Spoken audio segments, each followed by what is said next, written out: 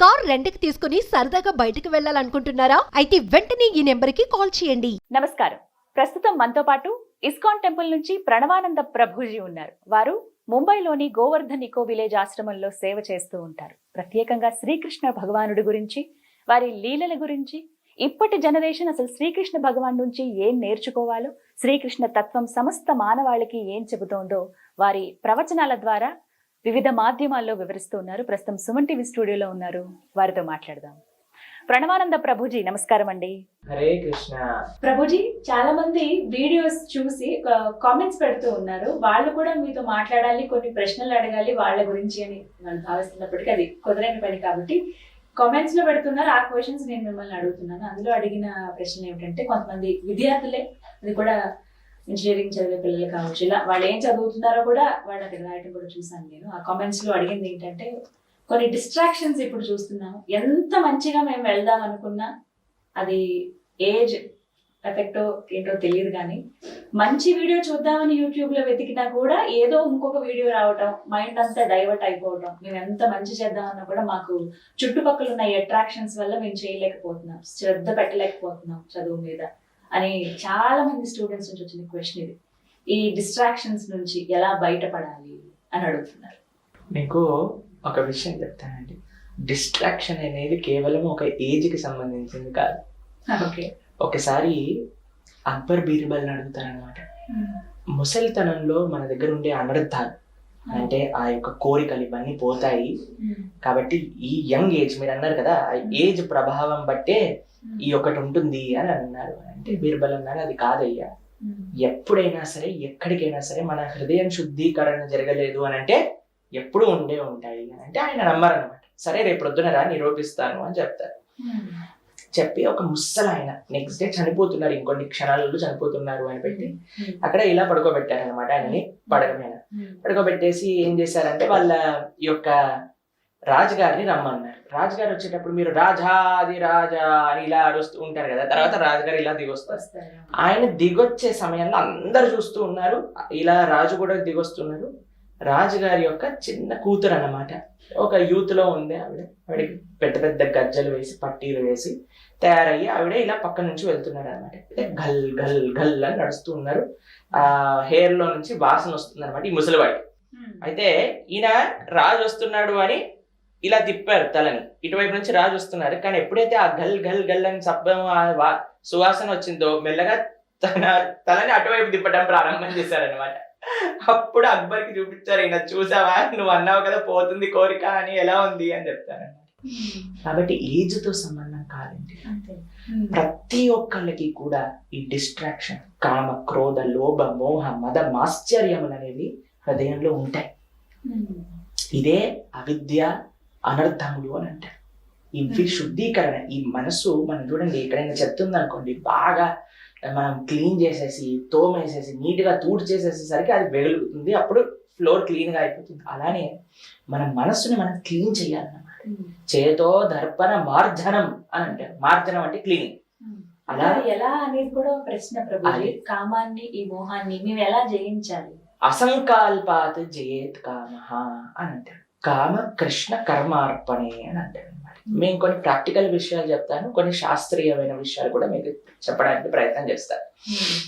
మీకు అన్నిటికంటే ముఖ్యమైన విషయం ఏంటి అని అంటే, అన్ని డిస్ట్రాక్షన్స్ మధ్యలో నేనుండి ఆ డిస్ట్రాక్షన్స్ ని జయిస్తాను అనేది పెద్ద అబద్ధం. ఎందుకు అని అంటే, మన ఫోన్ మన దగ్గరే ఉంటుంది, దాంట్లో జియో సిమ్ వేసేసి ఫుల్ ఇంటర్నెట్ పెట్టేసుకుంటాను, ఎటువంటి పేరెంటల్ కంట్రోల్ యాప్ లేదు, ఏం లేదు. ఈ రోజు నుంచి నేను డిసైడ్ చేసుకున్నా నాకు ఎటువంటి డిస్ట్రాక్షన్ ఉండకూడదు అని. మనం లెక్చర్ వినడానికి యూట్యూబ్ లోకి వచ్చినా సరే మీరు ఇందాక అన్నట్టు ఏదో ఒక చెత్త వీడియో సజెస్ట్ చేసేసి మనల్ని అటువైపు తీసుకెళ్ళిపోతుంది. కాబట్టి మనం జాగ్రత్తగా ఉండడానికి ప్రయత్నం చేయాలి. అందులో కొన్ని ప్రాక్టికల్ విషయాలు మన ఛానల్లో కూడా నేను చెప్పడం జరిగింది, మళ్ళీ మీకు రిపీట్ చేస్తాను. ఒకటి, పేరెంటల్ కంట్రోల్ యాప్ అని మన ఫోన్ లో, మన ల్యాప్టాప్ లో ఉండాలి. అది ఏం చేస్తుంది అని అంటే మనకి యాక్సెస్ రెస్ట్రిక్షన్స్ అన్ని కూడా చేస్తుంది. రెండో విషయం ఏంటి, నేను యూజ్ చేసేది స్క్రీన్ టైం. స్క్రీన్ టైం తప్పకుండా పెట్టేసుకోవాలి. నాది వాట్సాప్ హాఫ్ అన్ అవర్ అయిపోయాక బంద్ అయిపోతుంది అన్నమాట.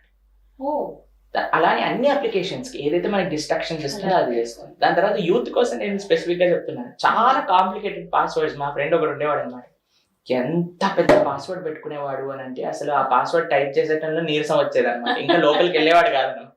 చాలా అవసరం ఉంటే తప్ప లోపలికి వెళ్ళకుండా అలా కాంప్లికేటెడ్ పాస్వర్డ్స్ పెట్టడం కూడా ట్రై చేయొచ్చు.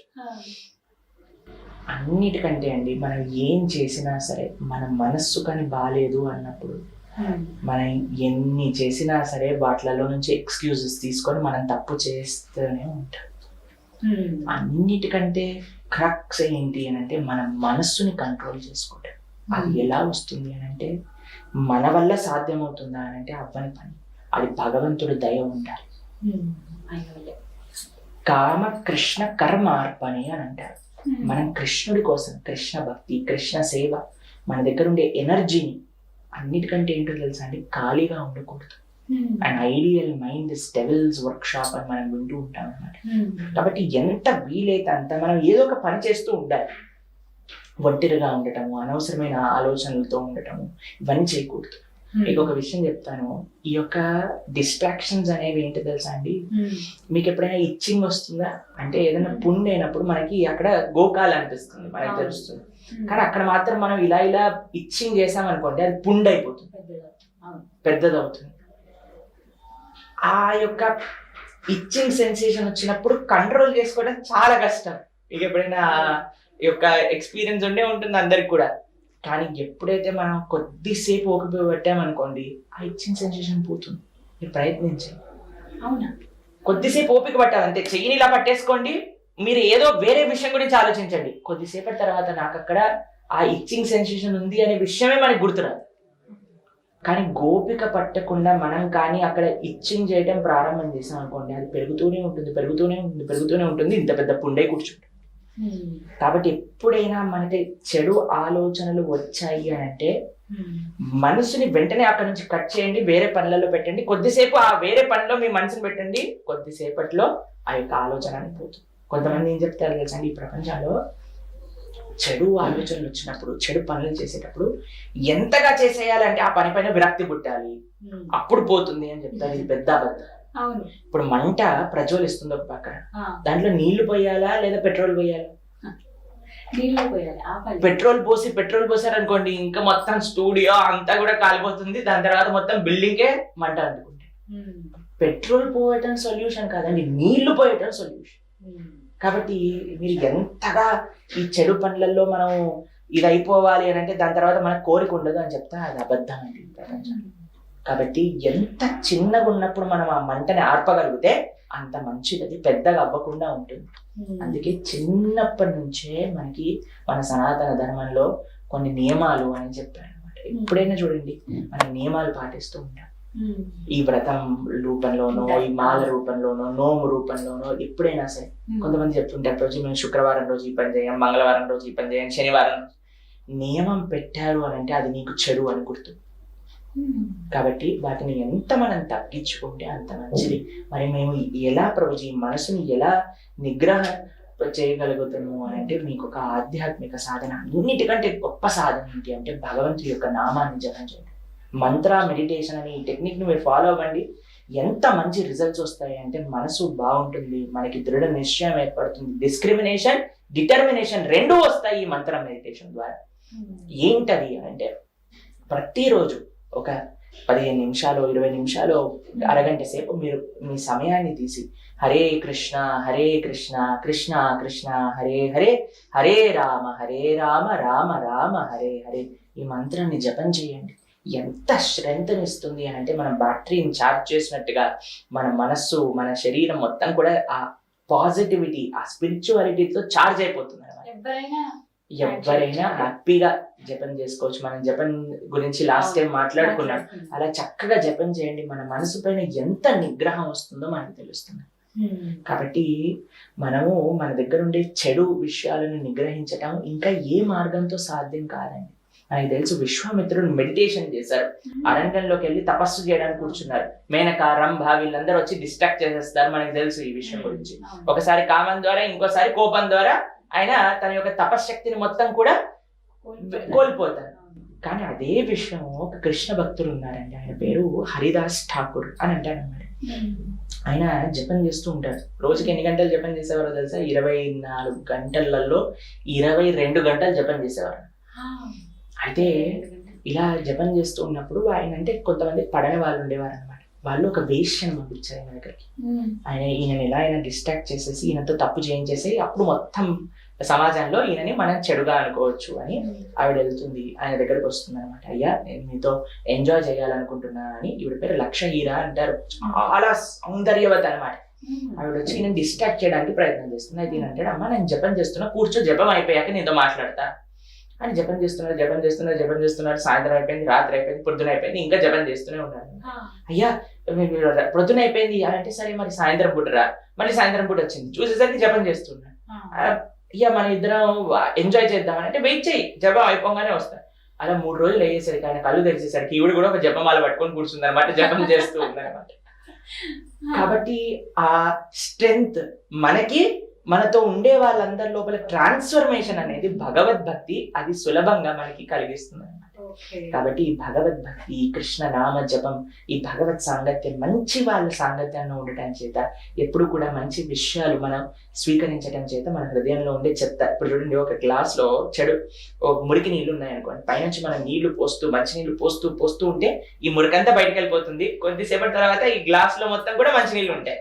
అలా ఇప్పుడు మన హృదయంలో చెత్త ఉంది, మన మనసులో చెత్త ఉంది అనుకోండి, మంచి విషయాలు, ఆధ్యాత్మిక కృష్ణ సంబంధమైన విషయాలన్నీ కూడా వింటూ ఉండండి, చూస్తూ ఉండండి.